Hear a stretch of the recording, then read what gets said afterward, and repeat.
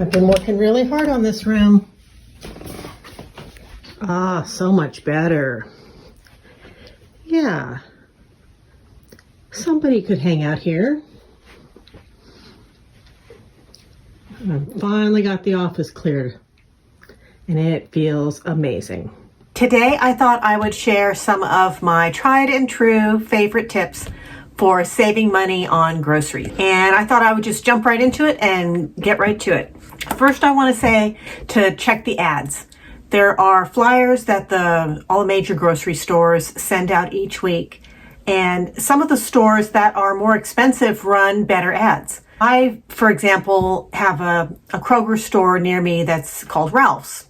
And Ralph's they've got the best sales. Now, they may not be the cheapest on average, but their sale items are always pretty good. And so I don't run from store to store. I don't go, like in my area, there's Ralph's and there's Vons and there's Gelson's, there's Whole Foods, Vallarta, there's John's. There's a lot, there's Food for Less. There's a lot of different stores. I'm very familiar with Ralph's. I look at their ads and I compare them to Vons and Food for Less and even Smart and Final near me in Los Angeles. For the most part, Ralph's has the best ads on the things that I buy regularly. So that may not be the case for you, but look at the ads. They send them out everywhere I've ever lived. They come on Thursdays usually. Wednesdays or Thursdays is when the new ads come out. They get mailed to you. They're in your mailbox. Most people just look at them and throw them away. But take a look at those and see which items are on sale that you actually buy. It's not a deal if it's really cheap, but you don't want to eat it or your family doesn't want to eat it. So look at the things that you already enjoy eating and find them on sale. That's the number one way that I save money. I will stock up on things. There's a lot and learn what can freeze. Bread freezes really well and it'll stay good in the freezer for a few months. Butter freezes very well. Cream cheese freezes well. There are a lot of things that you may not be freezing that hold up really well in the freezer and will last a long time. Out here, I'll buy butter when it goes on sale for $2.99 a pound. It's normally $4.99 a pound. So I'll stock up when it drops down to $2.99. Right now, they've got a sale because everybody's making cookies and doing Christmas baking, and they've got it on sale for $4.99. Well, I know from buying regularly that $4.99 is not a deal. So I'm already stocked up. So I'm not taking advantage of the $4.99 sale because 2 months ago I stocked up when it was $2.99. So things like that. And the more often you look at the sales and shop on sales, those numbers will get in the back of your head and you'll look at them and you'll know, ooh, that's a good price. Ham is a great price right now. And so is the beef rib roast, because a lot of people like prime rib around Christmas time. Well, you can take a prime rib roast with the bone in and you can take it to the butcher at the meat section and ask him to slice it up. And I think right now they've got the prime rib roast is $6.99 a pound. You can get a rib roast with 7 or 8 ribeyes. So if you slice it up and separate them, each one of those ribs is going to give you a ribeye steak. So if you're living alone and you don't need a whole rib roast, and that's expensive for a roast, but $6.99 for a ribeye is not a bad price. And if that's too expensive for you, turkeys are on sale, hams on sale. I picked up 2 half hams with the bone in, and they were 67 cents a pound, I think. Anyway, they were on sale last week, and I picked 2 of those up, and I'll have ham for Christmas. Another thing that goes on sale this time of year, and as a side note, you'll learn when things go on sale. Different seasons have different things that go on sale every single year. At Christmas time, all the baking products go on sale. So flour, sugar, butter, although the butter's not as good a deal as it normally is. Pumpkin pie mix, pumpkin filling, pureed pumpkin. This is the time of year that I buy my cans of pumpkin for my pets for when they have bad upset stomachs. And I stock up on the pureed pumpkin this time of year. I don't buy the pureed pumpkin that's in the pet food section. I buy the human grade pureed pumpkin that goes on sale around Thanksgiving. And it stays on sale through the holidays. And then by January, they're going to double or triple the price again. So I stock up on those cans And I keep those in my pantry and with my dog food because, if the dogs get into something or I transition some food too quickly, anything like that, canned pureed pumpkin is something that settles their stomach. And I also keep extra on hand for when my customers, their dogs have problems with their stomachs, but I buy it this time of year. And if you look at the sales and you shop seasonally and on sale, then not only do you save money, but you get things when they're at their peak. So once you learn when things are in season, like right now, the things that I mentioned are going to be on sale, but there are other things that are in season. And in season is when they naturally occur. They're not getting them from a faraway place where it's a different season. And so things like oranges, tangerines, grapefruits, all the citrus fruits are in season right now. And if you live somewhere like I do, they're not only in season, but all of my neighbors that have fruit trees have more oranges, lemons, and grapefruits than they know what to do with. So I'm not even buying them at the grocery store. I picked up 2 bags of oranges and tangerines this week from a client who's got trees that are so heavy with them, they were afraid their limbs were going to break. So I helped her out and helped lighten up her limbs, but even then you can't even tell I took any. But I have customers that have fruit trees out here, and so, they'll share. So and like springtime, asparagus and things like that are much cheaper. So this time of year, broccoli, all your greens, all of those things are in season because this is when they naturally harvest them. So broccoli, cauliflower, Brussels sprouts, collard greens, kale, all of that is in season this time of year. Another thing that's probably just finishing up being in season is pomegranates. But depending on where you live and what time of year you're seeing this, there's going to be different things that are in season. And things that are in season are cheaper. So if you buy in season, you not only save money, but you get things at their peak. You get them when they have the highest nutritional count and they taste the best. The second thing that I would recommend, and maybe it's not the second because I covered a bunch on the checking the ads, I got sidetracked. But another thing that I would recommend is don't shop as needed. Shop once a week or once every 2 weeks. You can save a lot of money just staying out of the store. And along those same lines, in staying out of the store, a lot of people think, well, then I'll get my groceries delivered. And I used to do grocery delivery quite a bit because it keeps you to a list. You don't get sidetracked by the goodies on the end caps. But if they charge you $6.99 or $9.99 for a delivery fee, getting delivery is not going to save you the most money. You can do store pickup. If you hit, for Ralph's anyway, if your order is $35 or more, then they're going to waive the pickup fee. If you do need to go into the store, then I would recommend, having a list, getting in, getting out. Now, occasionally going into the store can save you money because they put things on clearance. If you have the self-discipline to not get sidetracked by all the other things that they're trying to sell you, then going into the store can also save you money because you can find things that have been marked down. You can check the clearance bread racks. They always have things on clearance in the fresh produce section, sometimes in the meat section. I find that I will end up taking home too many of those things. And so for me, I prefer to do the store pickup. I would rather, I lose out on some of the sales that you get in the store, but I don't get all the other things that they're trying to market to me. I try to spend $35 or $40 a week on my groceries, and I live alone, so it's just me and my pets. And I can do that when I do store pickup and look at the ads and shop with the plan. The other thing too is a lot of these stores have these coupons and they advertise these sales, but if you don't clip the digital coupon, you don't get to take advantage of the sale. So when you're checking the sales, go ahead, go online, download the app, and clip all the digital coupons because they can save you $1 here, $1 there. I mean, some of them are pretty big savings. I've had digital coupons that save, $10 off your order, or they quadruple your fuel points. And with Ralph's, they have gas stations that will give you discounts based on how many dollars you spend at the grocery store.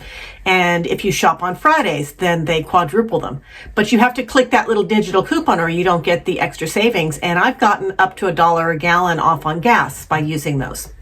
So definitely click the digital coupons and check, and they change every week. So you want to double check that. Also, if you get printed coupons in the mail, you want to double check those too. I used to be a coupon queen. I used to be the lady with the handful of coupons and, giving them $1.50 for a big cart of groceries.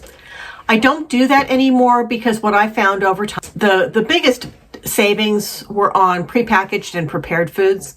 And you can save a lot of money that way, but the nutrition wasn't really there. It was a lot of junk food and a lot of frozen foods and a lot of highly processed foods. And I try to eat more fresh foods and healthier items. And so I kind of steered away from the coupons.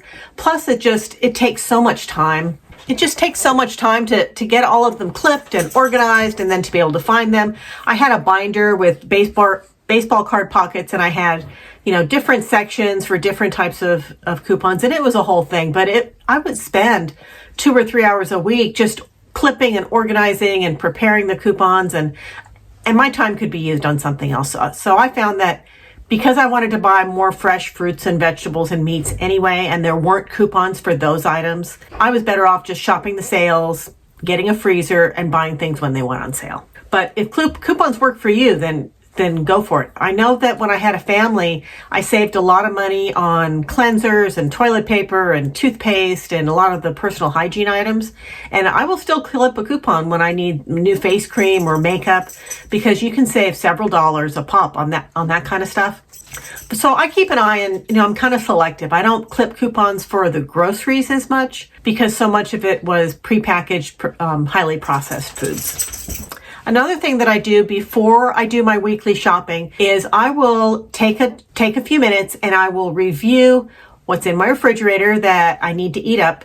And what I like to do is, let's say I bought a lot of produce and I ended up eating more fast food that week because I was working too much and I didn't have time to come home and eat the foods or whatever. But for whatever reason, the food that I bought at the grocery store with my plan to make certain meals didn't happen.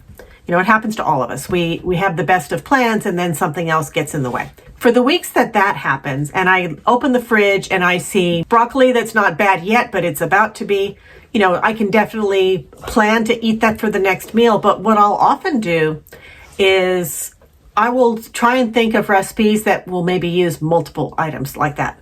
I might make some vegetable soups, or some other recipes that can incorporate all of those items. If I just have like leftover pieces of fruits and vegetables, not so much the fruits, but mostly vegetables, I will, like when I'm cutting up broccoli to steam and use in a meal, I don't like to eat the stems, but I will keep the stems and I'll throw them in a Ziploc bag and I'll throw them in the freezer. And then the same thing with onions. When I cut off the ends or I peel the skins, I'll throw those in the same Ziploc. And all of those vegetable scraps, when the bag is full, I'll go ahead and make vegetable stock out of it. And I make my own vegetable stock. And if I'm cooking a turkey over the holidays, then I'll make a turkey stock and I'll take those vegetables and throw that into my stock. And so the less you waste, the more money you save. So I've learned over the years how to make a lot of things from scratch. Like I can make my own turkey stock, my own chicken stock, my own beef stock, my own vegetable stock, and that will use up all of the vegetables in the house. And I use my freezer a lot. So if I look in the freezer and I can see that the broccoli has a couple days left and then it's going to be bad and I'm not going to get to it, then I may go ahead and chop it up and steam it or boil it real quick and not cook it very much at all, just kind of cook it but barely so that it's still pretty firm. And then I will get my meal prep containers and I'll put a portion of broccoli in each one of those containers. And then I'll stick them in the freezer.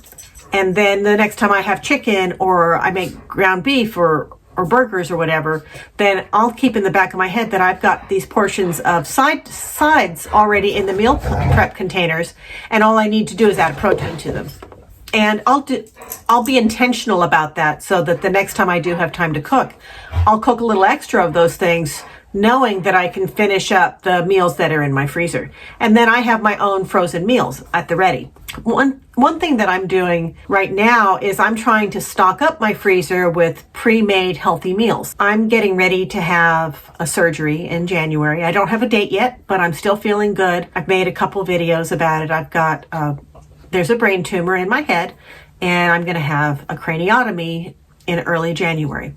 And so I've been preparing my house and my finances and trying to get ready for this surgery. And one of the things that I know, I've got 2 people coming to care for me the month after my surgery. And neither one of them is really thrilled with cooking. So the more meals that I can make for myself, the easier it's going to be for them. So I've been trying to make sure that my freezer is full of things like that. I've also been watching the sales for some of the frozen meals that I know that they like, because I know my one girlfriend, she's a sweetheart, but she really doesn't like to cook. So, and she's a vegetarian. So I've been keeping my eye open for like vegetarian frozen meals that I can pick up for her when they go on sale. You know, I also check my freezer to see what kind of meats I've had. Excuse you, my dog is bothering me. You know, like I bought the hams last week. I need to defrost one for Christmas. And then I have another spare one that I'm going to use when my daughter and my friend are here taking care of me. But it wouldn't be good for me to go buy more hams because my freezer's full. I've got a deep freeze and I've got the freezer on the top of my fridge. What do you want, miss? What do you want, Betty? What do you want? So you want to keep an eye on that stuff, and you want to look at the bottom of the freezer or the back of the freezer and see what's been there for a while. You want to, rotate it through. You don't want to just keep piling new stuff on top, and then you have this stuff that you bought 6 months ago that you've never used. So, you know what? I need to take them for a walk, don't I? Is it your walkie time? Okay, I'll be back. Another thing that always surprises me is when I meet people who want to save money on groceries, but they won't eat leftovers. They said, I won't eat leftovers. I don't get that.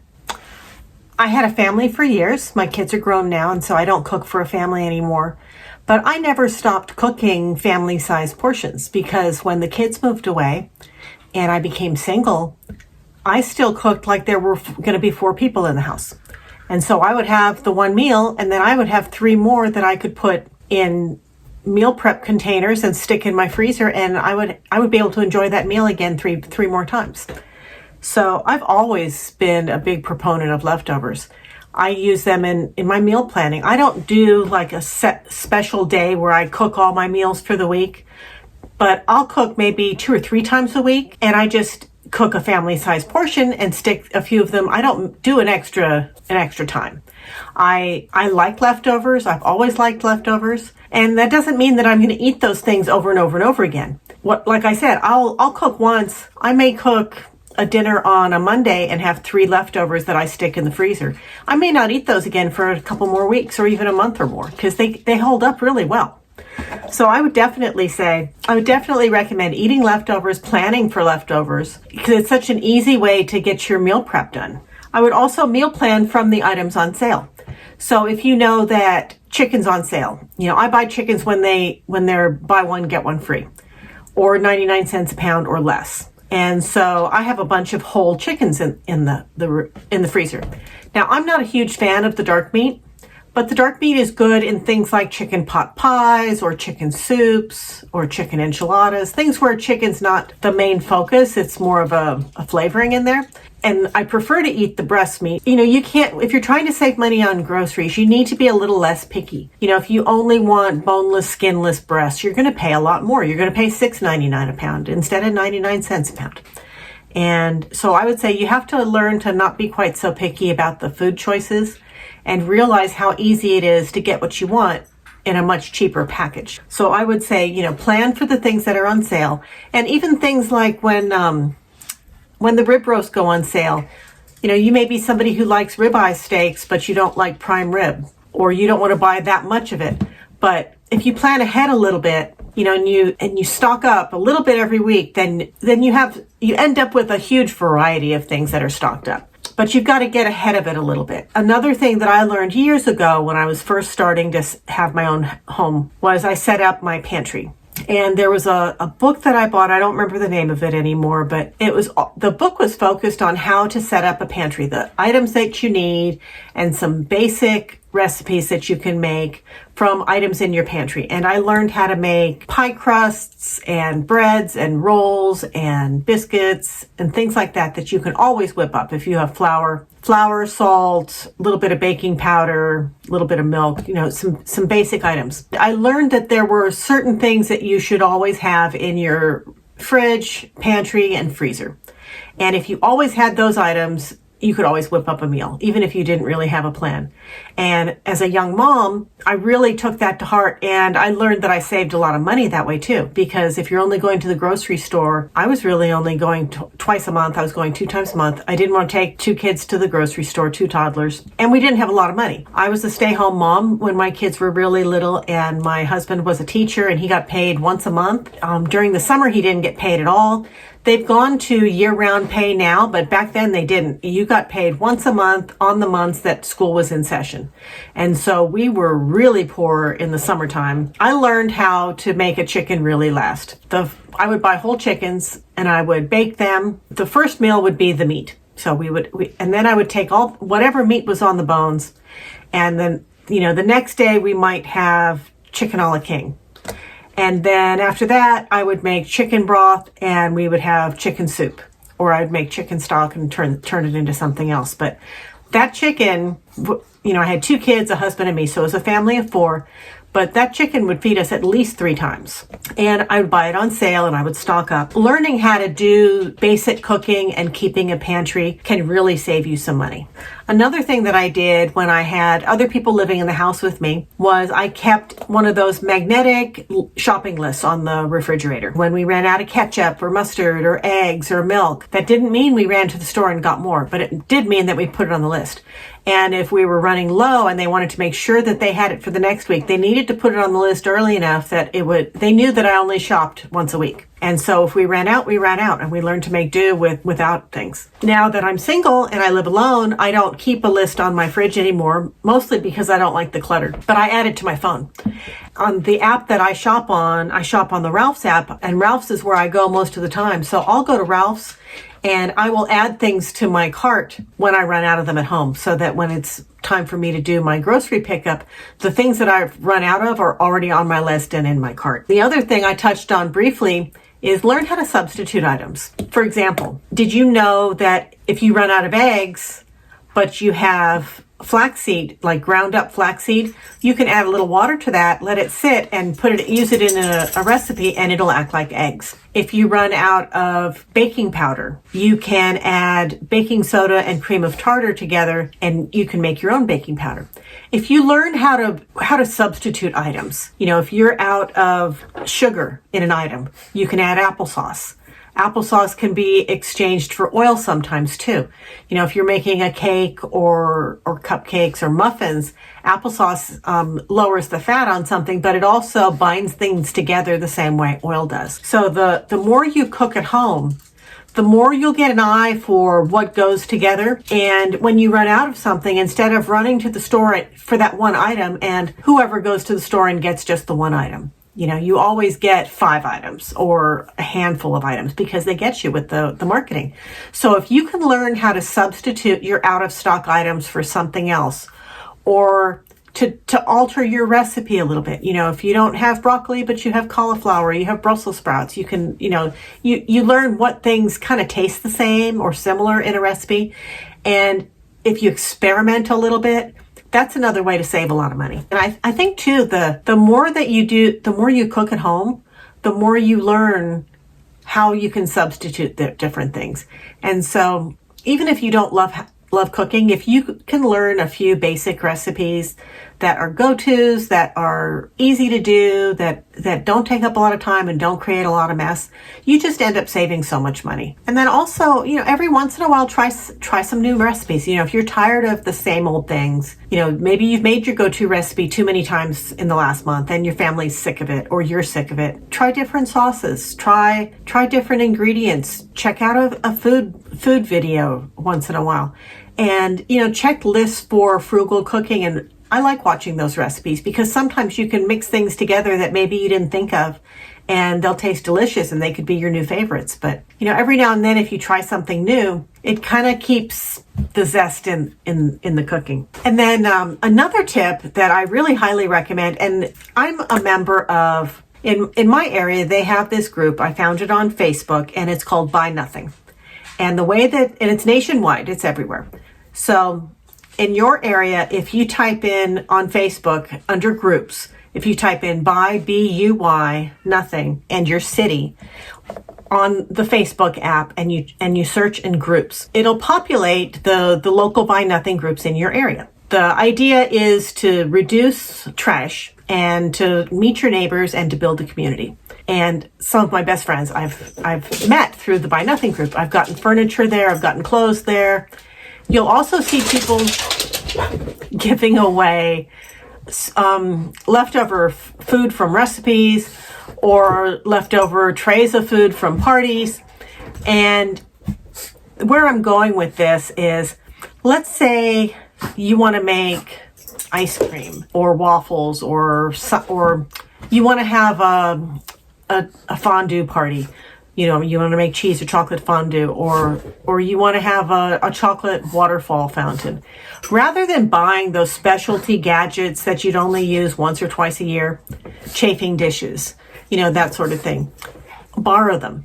If you have friends that have the gadget, or neighbors that have the gadget, or you've run out of sugar or flour and you just went to the market and just missed your mind. You know, it used to be you could go to your neighbor and you could borrow a cup of sugar. You still can.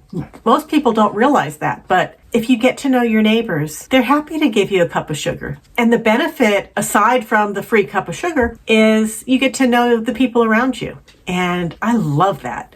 I know all my neighbors within my condo community, but through the Buy Nothing group, I've met so many of the neighbors in the local surrounding area as well.